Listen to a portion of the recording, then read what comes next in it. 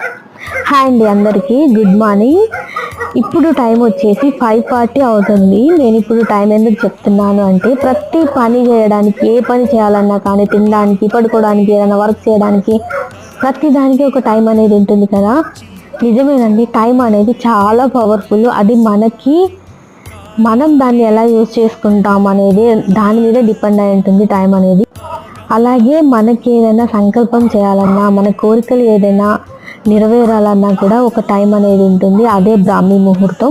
సూర్యోదయానికి ఒక 1.5 అవర్ ముందు ఏదైతే ఉంటుందో దాన్నే బ్రాహ్మీ ముహూర్తం అంటారు. ఆ టైంలో మన సంకల్పం ఏదైతే ఉందో, మనకి ఏవైనా కోరికలు కానీ, ఏదైనా కానీ, ప్రతి ఒక్కరికి ఏదో కోరిక తప్పకుండా ఉంటుంది.